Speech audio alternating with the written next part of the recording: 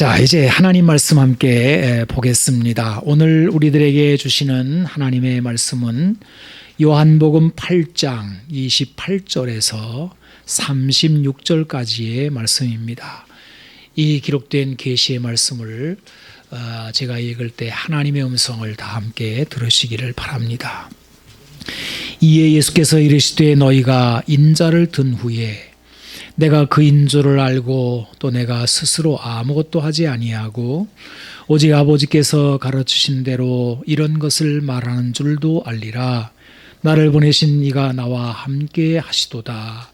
나는 항상 그가 기뻐하시는 일을 행함으로 나를 혼자 두지 아니하셨느니라. 이 말씀을 하심에 많은 사람이 믿더라. 그러므로 예수께서 자기를 믿은 유대인들에게 이르시되 너희가 내 말에 거하면 참으로 내 제자가 되고 진리를 알지니 진리가 너희를 자유롭게 하리라. 그들이 대답하되 우리가 아브라함의 자손이라 남의 종이 된 적이 없거늘 어찌하여 우리가 자유롭게 되리라 하느냐. 예수께서 대답하시되 진실로 진실로 너희에게 이르노니 죄를 범하는 자마다 죄의 종이라. 종은 영원히 집에 거하지 못하되 아들은 영원히 거하나니 그러므로 아들이 너희를 자유롭게 하면 너희가 참으로 자유로우리라. 아멘.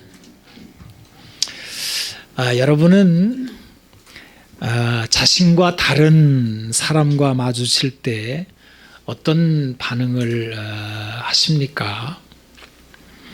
내 자신이 추구해오던 것이나 굳게 믿고 있던 생각과 전혀 다른 사람을 만나서 논쟁을 할 때 기분이 어떠신지요?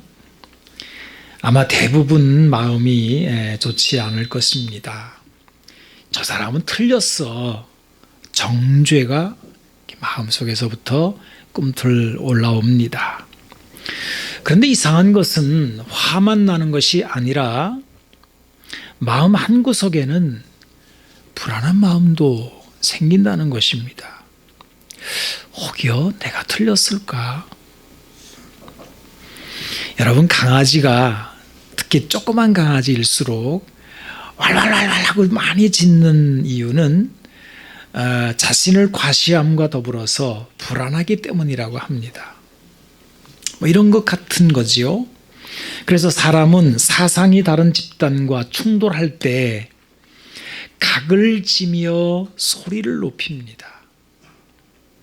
이런 모습은 정치 현장에도 있고 또 종교 현장에도 있고 학문을 배우는 교수와 학생 사이에도 있고요.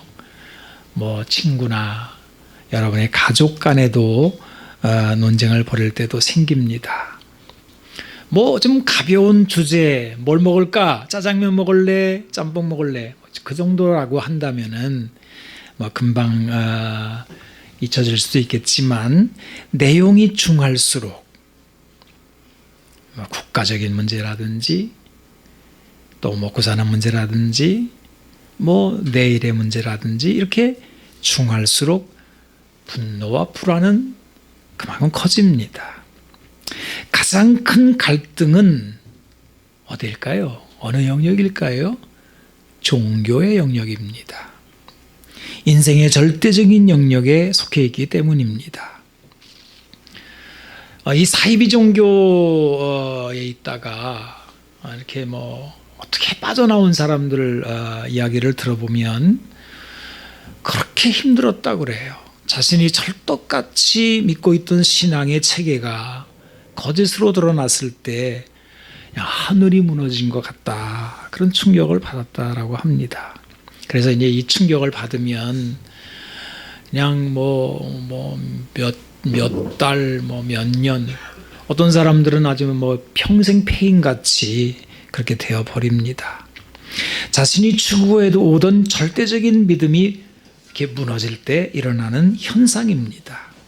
그런데 이것은 이단 사상만의 문제가 아니죠. 우리가 살아가면서 끊임없이 겪는 문제이기도 합니다. 아이들이 성장하면 그 아이들이 가졌던 그 작은 세계, 좁은 생각들, 경험들이 더 큰 세상과 만나면서 이제 깨어져 가는 거죠. 알을 깨고 나온다 뭐 이런 말도 합니다. 또 결혼을 하면, 그리고 애를 낳아 기르다 보면 얼마나 세상이 또 달라집니까? 실제 현장을 경험하면 이 탁상공론으로 형성된 그런 사고체계는 다 무너져 내립니다. 자, 그런데 사람이 다른 사상과 다른 세계와 부딪힐 때 이렇게 화가 나거나 또 내면 불안해지는 이유가 뭐냐? 그건 사람의 속성 때문입니다. 사람은 다 알지를 못해요. 아무리 경험이 많고 공부를 많이 한 사람도 전지전능할 수는 없습니다. 그래서 다른 사람보다 조금 더 나을 뿐이겠지요. 아무리 많이 안다고 해도 여전히 모르는 부분이 있습니다.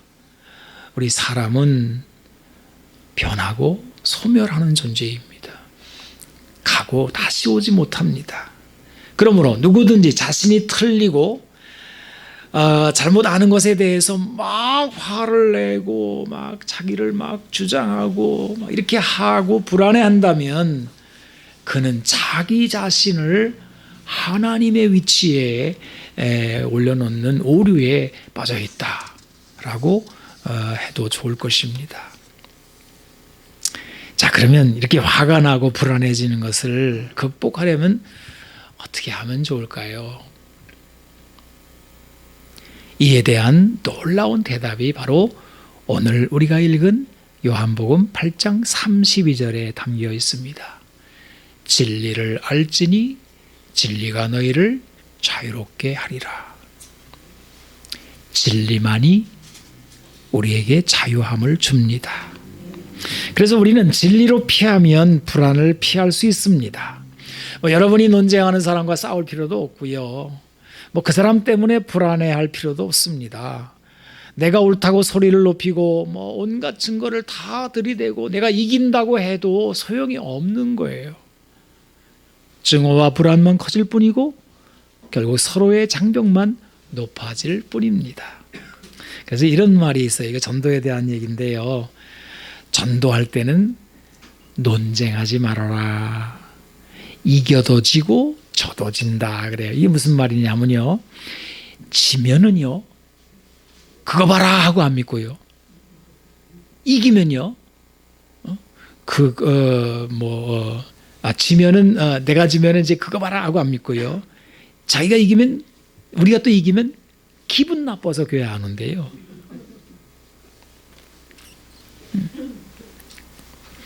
이렇게 되면은 전도하는 본인도 슬럼프에 빠지게 되고요. 내가 옳다라고 하는 그것만 가지고는 아무것도 할 수가 없습니다. 심지어는 자기 자신의 화와 불안도 다스리지를 못합니다. 그러면 어떻게 하면 된다고요? 요한복음 8장 32절로 가면 된다는 거예요. 진리를 알지니 진리가 너희를 자유롭게 하리라. 아주 짧지만 강렬한 말씀입니다. 저는 어려서부터 교회를 다녔습니다마는 제가 이 말씀을 처음 본 것은 청년 시절인데요. 누가 이렇게 벽에다 써붙여 놨어요. 그래가지고 와 진짜 고상하다 뭐 이런 말씀이 있나 말이 있나 누가 한 말이야. 굉장히 뇌리에 강하게 박혔는데 나중에 알고 보니까 연세대학교의 모토라는 것을 알게 되었습니다. 학문이 주는 자유함이라는 거구나 이런 생각을 했는데요. 하지만 여러분, 이것은 요한복음 복음서에 나오는 예수님이 하신 말씀입니다.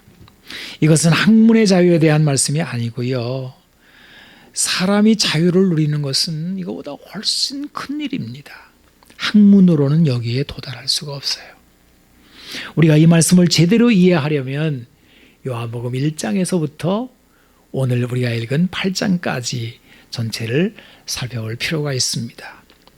요한복음 1장은 말씀이 육신이 되어 우리 가운데 거하시니 은혜와 진리가 충만하더라. 이런 말씀으로 요약이 됩니다. 말씀은 하나님을 일컫습니다. 하나님이 사람의 몸을 입으시고 세상에 오셨습니다. 이 요한복음은요, 마태복음이나 누가복음과 다른 측면으로 성탄을 그려냅니다.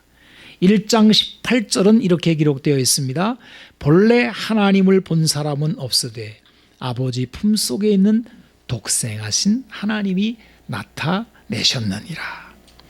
2장에 들어가게 되면 가나의 혼인잔치 이야기가 나옵니다.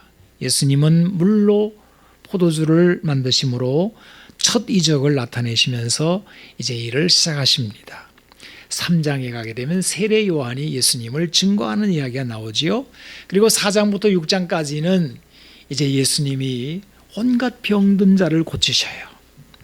그리고 그 놀라운 사건, 보리떡 5개와 물고기 2마리로 5,000명을 먹이시는 오병이어 사건이 나오는데 주로 갈릴리 지역에서 일어난 사건들입니다. 7장에 들어가게 되면 유대인의 큰 명절인 초막절이 나오게 되는데 예수님이 그 갈릴리는 변방이거든요. 거기에서 예루살렘 수도입니다. 지금으로 하면 서울이죠. 거기 이제 가게 됩니다. 성전이 있는 예루살렘에 갑니다. 이미 예루살렘에 많은 이 초막절이 엄청 큰 명절이거든요. 우리 추석 같은 명절이니까. 예루살렘에 막 전국 각지에서 몰려온 기라성 같은 유대인들이 바글바글한데 예수님의 소문이 파다하게 퍼져 있는 거예요. 왜? 너무 놀라운 사건이 갈릴리에서 지금 퍼져나간 것이죠. 그런데 예루살렘의 유대인들 사이에 예수님에 대한 논쟁이 벌어졌어요. 좋은 사람이니 나쁜 사람이니 호감을 보이는 사람도 있고 또 반감과 적대감을 보이는 사람들도 있었습니다. 그런데 당국자들은 아랫사람들을 보내서 예수님을 잡아오라고 합니다. 그러면서 갈릴리에서는 선지자가 나지 못한다며 지역을 들어 폄훼합니다. 자, 8장에 이제 가게 되면 음행하다가 현장에서 잡힌 여자 하나를 예수님 앞에 끌고 와서 율법을 가지고 이 여자를 쳐 죽이겠다는 겁니다. 이 여인과 더불어 예수님도 올무에 걸려고 하는 이중적인 음모를 꾸미고 있는 장면입니다. 그런데 예수님은 여인을 살리죠. 분노한 군중이 다 흩어지고 홀로 남은 여인 앞에서 예수님은 이런 말씀을 남기는데요. 8장 12절입니다. 나는 세상의 빛이니 나를 따르는 자는 어둠에 다니지 아니하고 생명의 빛을 얻으리라. 이 말씀 후에 예수님과 유대인들 사이에 논쟁이 길게 벌어집니다. 이것이 요한복음 8장 13절 이하 오늘 우리가 읽은 말씀까지의 내용입니다. 예수님이 하신 말씀으로 유대인들 중에 반감 그리고 호감이 교차하기 시작합니다. 예수님을 잡으려 했다, 사마리아 사람이다, 귀신 들렸다라는 말들은 반감 부분입니다. 많은 사람이 믿더라 하는 말씀은 호감을 가졌다는 뜻입니다. 30절에 예수님의 말씀을 믿더라라고 하는 것은 확고한 믿음을 나타내는 말씀이 아니에요. 이렇게 막 혼란스러운 저 사람이 좋은 사람이야? 나쁜 사람이야? 이런 논쟁에 벌어졌을 때 괜찮은 것 같은데 한번 믿어볼까? 이런 이제 상태를 말하는 거예요. 믿어볼까라고 하는 동작을 계시한다는 뜻입니다. 예수님은 이런 상태에 있는 사람들을 향하여 오늘 중요한 말씀을 하셨는데요. 그것이 바로 요한복음 8장 31절 32절 제가 다시 읽어봅니다.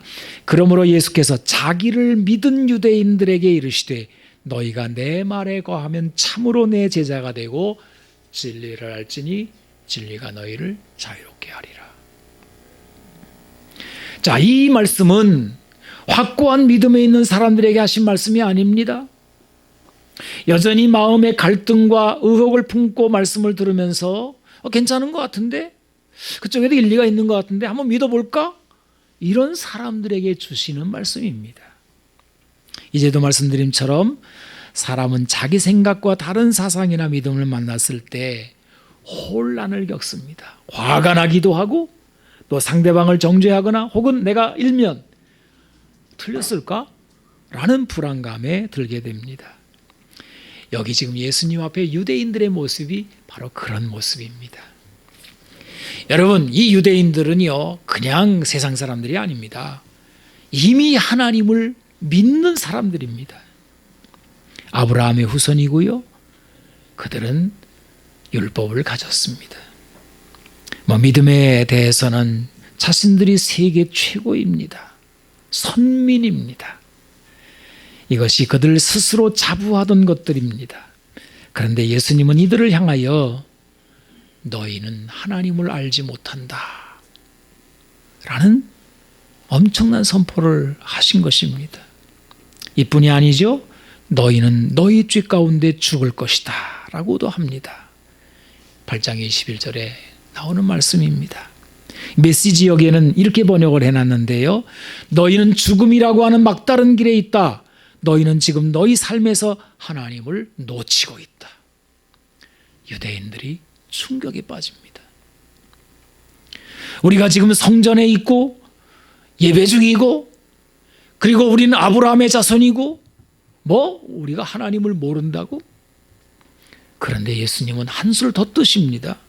너희들은 노예다. 너희가 우리는 아브라함의 자손이다 하지만 너희들의 아비는 하나님이나 아브라함이 아니라 먹이다. 이쯤에서 유대인들은 폭발해버립니다. 그러나 예수님은 물러서지 않으시며 그 증거를 말씀해 주십니다. 너희 아버지가 하나님이거나 아브라함이라면 하나님께 순종하고 아브라함처럼 살아야 하는데 봐라 너희들의 모습을. 너희들은 욕심대로만 살지 않느냐. 남을 죽이려고만 하지 않느냐. 거짓말만 일삼지 않느냐. 욕심과 살인과 거짓은 마귀가 하는 짓이니 너희의 아비는 마귀인 것이다.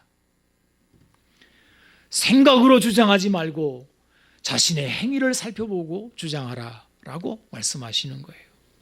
사람이 옳다라고 하는 것은 품고 있는 사상 때문이 아니라 그 삶으로 증거해야 된다는 것입니다. 여러분, 사람이요 옳다 옳을 수는 없어요. 하나님이 아니기 때문입니다. 그런데 행실과 상관없이 하나님을 믿는다는 이유로 자신을 절대화하고 있는 유대인들, 정말 무서운 일입니다. 인간이 하나님처럼 절대화되었을 때 이 세상은 마귀의 소굴이 됩니다. 거짓과 살인과 탐욕이 하나님의 이름으로 자행됩니다. 하지만 이것은 하나님과는 전혀 상관이 없습니다. 이거는 결코 하나님의 뜻이 아닙니다. 하나님의 뜻은 거짓이 아니라 참에 있고 빼앗고 죽이고 멸망시킴이 아니라 생명을 주는 것이고 자기 자신만을 위해 사는 탐욕이 아니라 타인을 위해 섬기는 삶에 있는 것입니다. 여러분, 이 유대인들의 딜레마가 이거예요. 우리는 하나님 백성이야. 율법이 있어. 우린 선민이야. 그러면서 그들이 가지고 있는 율법으로 지금 뭐 하고 있어요? 사람 쳐 죽이는 일을 하고 있는 거예요. 물론 율법에 나와 있습니다. 간음하면 돌로 쳐 죽여라.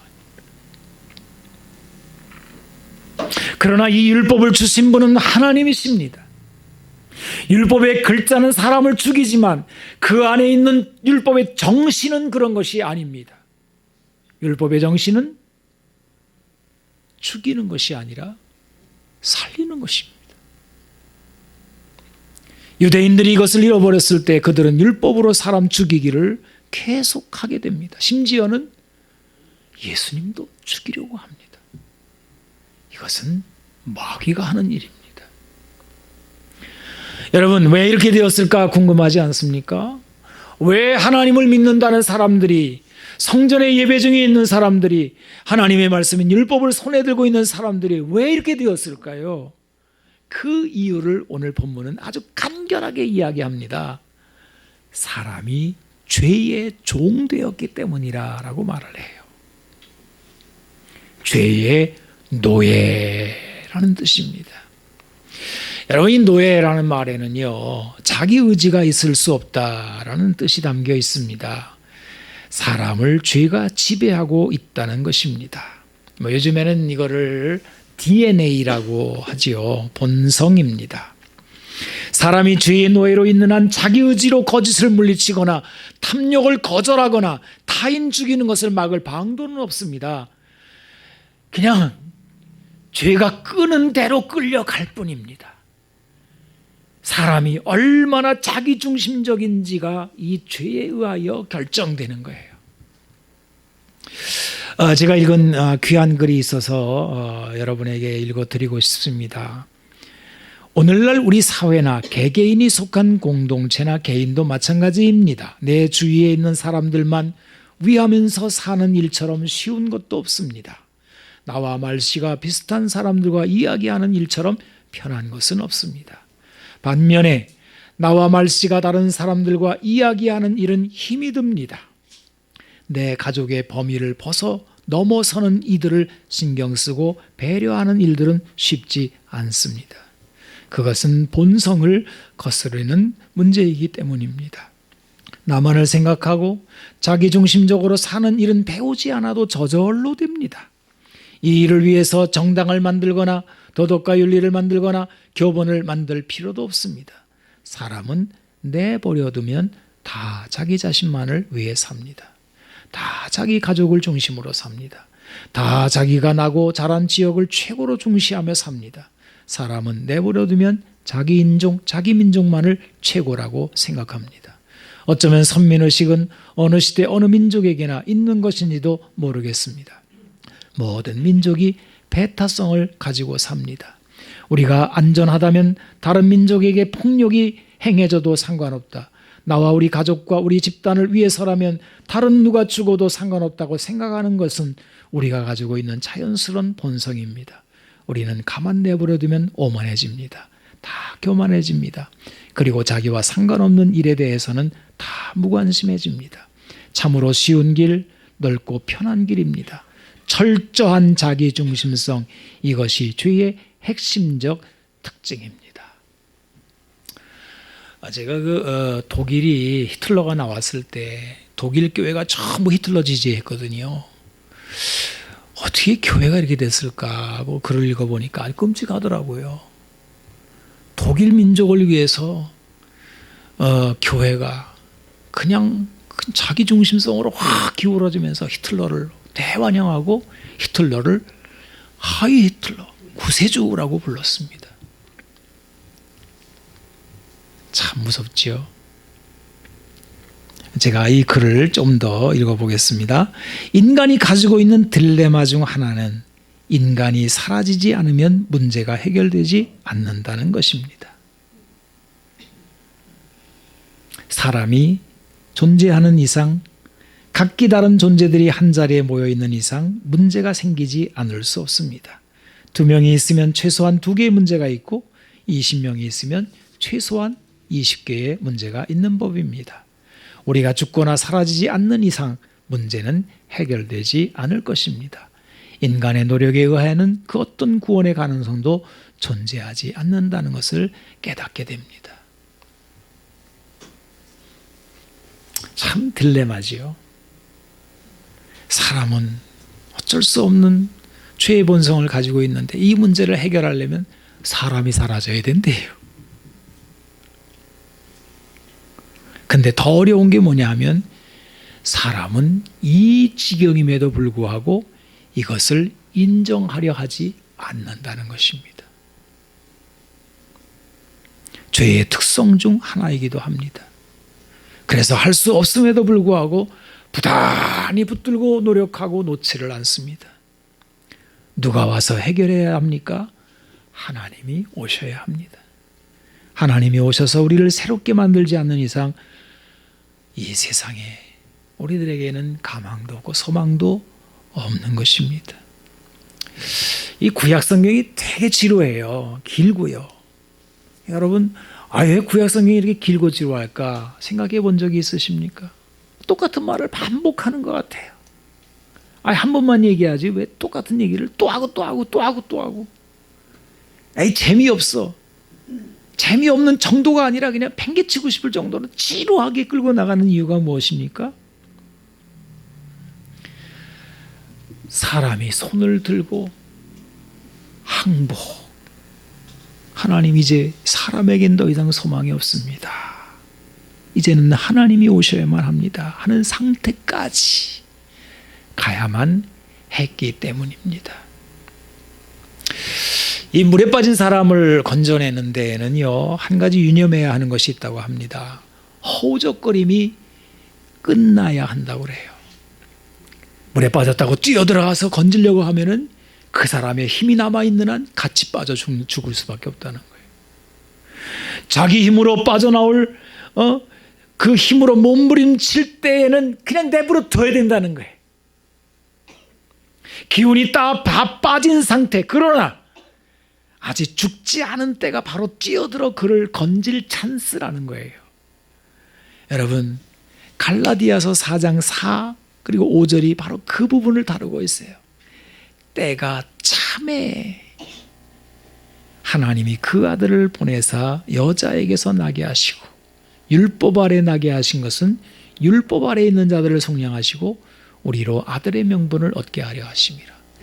때가 참에, 때가 차지 않을 때까지는 하나님께서 움직이지 않으시는 거예요. 이 때에 대해서 누가복음 3장도 이야기를 하죠. 여러분, 누가복음 3장에 이제 복음이 시작되는, 막 이제 시작될 때를 이렇게 말을 해요. 디베르 황제가 통치한 지 15해. 디베르 황제는 로마 황제입니다. 로마 제국이 등장한 다음에 그 로마 제국은 기치가 있었어요. 그 로마 제국이 최고다 이거죠. 황제를 신의 자리에 올려다 놓고 사람들이 우리를 잘 섬기기만 한다면 이 로마 제국이 세상에 평화를 줄 거야. 로마의 평화, 이렇게 얘기했거든요. 그런데 이 로마 제국 때문에 얼마나 세계가 처절해지는지 모르는 거예요. 로마 제국, 로마 시민 외에 다른 민족들은 전부 짓밟히는 거예요. 얼마나 끝내주게 짓밟히는지. 그리고 그렇게 부와 명예와 권력을 얻은 로마 시민들은 타락의 길로 빠져들어가서 그 운동 경기장에다 짐승들을 풀어놓고 사람 뜯어먹는 것을 보고 막 박수를 치고, 죄수들끼리 싸워 죽이는 것을 보고 박수를 치고 환호를 하고 아우성인 겁니다. 이게 디베랴 황제가 통치했다. 그때에 본디오 빌라도가 유대의 총독으로, 헤롯이 갈릴리 분봉왕으로, 그 동생 빌립이 이두레와 드라고니 지방의 분봉왕으로, 루사니아가 아빌레네의 분봉왕으로. 여러분, 이 로마 제국의 황제 아래 이 권력들이 나누어집니다. 나누어져서 다스리게 하는데, 그 유대 땅의 빌라도가 어떤 인물인지 여러분 아시잖아요. 헤롯은 어떤 왕입니까? 유대인의 왕이지만 정말 사악하기 그지없는, 그 자기 권력을 지키기 위하여 자기 부인과 자기 아이들까지 다 죽여버리는, 그 밑에 있는 백성들이 얼마나 도탄에 빠졌겠습니까? 그런데 하나 더 플러스해서 이야기합니다. 안나스와 가야바가 대제사장으로 있을 때, 대제사장이 무엇입니까? 사람들이 좀 잘못을 해도, 죄에 빠져도 그 문제를 끌어안고 하나님 앞에 가서 중재하고 기도하고 죄사함을 선포하고. 그런데 대제사장이 2명이나 있어요. 대제사장은 2명 있으면 안 되거든요. 이 권력을 나눠 가진 거예요. 권력에만 집착하는 거예요. 자, 다시 한번 정리해 보겠습니다. 예수님이 언제 오셨습니까? 하나님이 이 땅에 언제 오셨습니까? 이 세상에 더 이상 소망이 없다라고 많은 사람들이 고개를 절레절레 흔들 때, 하나님이 오셔야만 이 세상엔 소망이 있어라고 하는 그때, 때가 참에 하나님이 그 아들을 보내셨다라는 겁니다. 그 예수님이 오셔서 하시는 말씀이 뭐예요? 진리를 알지니 진리가 너희를 자유롭게 하리라. 여러분, 이 말씀은 인간의 학문을 연구하라는 말이 아닙니다. 이 진리라는 말은 참이라는 뜻인데요, 거짓의 반대입니다. 성경의 선언을 보십시오. 예레미야 17장 9절이나 로마서 3장 4절을 제가 읽어볼 터인데, 만물보다 거짓되고 심히 부패한 것은 마음이라 누가 능히 이를 알리요. 사람은 다 거짓되되 오직 하나님은 참되시다 할지어다. 참은 오직 하나님밖에 없다는 거예요. 예수님은 내가 곧 길이요 진리요 생명이라 선포하셨습니다. 진리를 알지니 진리가 너희를 자유롭게 하리라 하신 후에 이렇게 말씀하시는데요, 요한복음 8장 36절, 그러므로 아들이 너희를 자유롭게 하면 너희가 참으로 자유로우리라. 진리를 알지니 진리가 너희를 자유롭게 하리라. 고상하지요? 요것만 딱 갖다가 놓고 이게 상아탑에다 붙여놓으면은 뭐 학문을 많이 하면 자유를 얻게 된다 이렇게 보여요. 근데 예수님은 그렇게 말씀하지 않으셨어요. 그 말한 다음에 바로 이어서 아들을 알아야 된다. 아들이 너희를 자유롭게 한다. 진리가 너희를 자유롭게 한다는 말이 뭐냐? 곧 아들이 너희를 자유롭게 한다. 아들은 예수님을 말하는 거거든요. 예수께 오지 아니하면 자유를 얻지 못한다라는 거예요. 근데 요거는 싹 빼죠, 사람들이. 싫으니까. 여전히 사람이 할 수 있다라고 생각을 하는 거죠. 여러분, 진리를 알라는 것은 예수께로 오라는 것입니다. 예수님이 하나님이심을 나타내시는 것입니다. 이 요한복음 8장을 학자들이 연구하면서 주목하는 구절이 하나 있는데요, 24절에 나오는 내가 그인 줄 알라 할 때 내가 그인 줄이라는 말입니다. 이게 28절에도 한 번 더 나오게 되는데요, 이걸 헬라어로 읽어보게 되면 에고 에이미가 됩니다. 그런데 이 에고 에이미라는 말이 뭐냐면 나는 나다 이런 말이거든요. 이게 구약 성경에 출애굽기서 3장에 모세가 하나님을 만났을 때 모세가 하나님 이름이 뭡니까? 다시 말해요. 당신은 누구십니까? 이 말이거든요. 그 떨기나무 앞에 모세가 그냥 하나님 만나려고 왔는데 모세야, 모세야, 거룩한 음성이 들려오는 거예요. 이리로 가까이 오지 말라. 내가 선 곳은 거룩한 땅이니 내 발에서 신을 벗으라. 모세가 막 부들부들 떨었을 거예요. 그 엄중한 현장이잖아요. 막 떨기나무에 불꽃이 막 타는데 나무는 타지 않는 거예요. 이 기이한 현상 앞에서 이게 뭐지 하고 내 신을 벗어라. 나는 내 조상의 하나님이니 아브라함의 하나님, 이삭의 하나님, 야곱의 하나님이니라. 모세가 그냥 그 앞에서 엎어집니다. 그렇잖아요. 여러분, 거룩하신 하나님의 임재 앞에서 누가 고개를 들겠습니까? 가끔가다 그래요. 하나님 보면 믿겠다 그래. 웃기는 소리, 까부는 소리입니다. 그게 얼마나 무서운지를 몰라서 하는 얘기예요. 호랑이만 만나도 오줌을 지릴 게 사람이잖아요. 물 동물원에서 말고 산에서. 하나님이 얼마나 두려우신 분인지를 몰라서 하는 얘기죠. 근데 어쨌든 하나님께서 모세에게 가라, 내가 너를 애굽에 보내 내 백성을 구원하라 그랬더니 하나님, 내가 가는 건 가겠는 뭐 모르겠지만은 그 사람들이 누가 나를 보냈냐고 물으면 뭐라고 대답해? 당신의 이름이 뭡니까? 그래. 나는 나다. 그래. 에고의 이미 똑같은 말인 거예요. 나는 스스로 있는 자니라. 히브리어도 헬라어도 똑같아요. 나는 나다. 하나님은 이름이 없어요.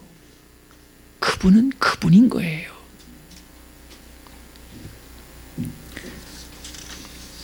여기 요한복음 8장에 예수님이 에고의 힘이 내가 그인 줄 알라. 같은 말씀입니다. 이는 나의 영원한 이름이요 대대로 기억할 나의 칭혼이라.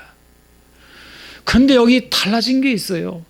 그 구약 성경에서는 그 엄중하고 막 번개와 천눈과 뇌우 막 이런 게 막 치면서 사람들을 두렵게 해가지고 하나님 말씀만 들려도 사람들이 지금 감당을 못 하겠어요. 막 이 심장이 울려가지고 다 심장이 죽을 것 같아, 터져 죽을 것 같아. 그러니까 하나님 하나님 나타나지 않으시면 좋겠어요. 너무 무서워요. 그냥 선지자 통해서 말씀해 주세요. 이랬는데 이제 여기 똑같은 하나님이 너무나 친근하게 나타나시는 거예요. 너무 낮아진 모습으로 나타나신 거예요. 사람의 몸으로 아기로 탄생합니다. 낮아지고 종의 모습으로 오셨다는 거예요. 어디 사셨다는 거예요? 사람들이 무시하고 멸시하는 저 변방 나사렛, 갈릴리 나사렛 지역에 당시 주류 사회에서 멸시하는 지역, 거기서 오셨다는 거예요. 이제 세상은 호렙산 불타는 떨기나무 앞에서 하나님을 뵙는 것이 아니라 사람의 몸을 입고 오신 나사렛 예수 앞에서 하나님을 뵙습니다. 모세는 가까이 오지 말라는 말씀을 들었지만 예수님은 가까이 오라고, 나를 만지라고 그러면서 이렇게 말합니다. 수고하고 무거운 짐진 자들아 다 와, 내가 너희를 쉬게 할게. 그래서 여인은 12년 동안이나 병들었던 여인은 그냥 뒤에 가서 예수님의 옷자락을 만지고 병이 치료가 됩니다.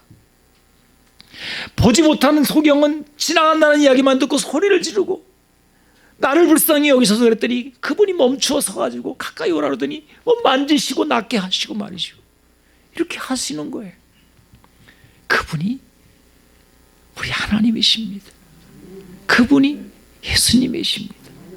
그분이 내가 참이야, 나에게로 와야 너희가 자유하게 되는 거야 라고 말씀하시는 거예요. 여러분, 예수님께로 가서 쉬면 됩니다.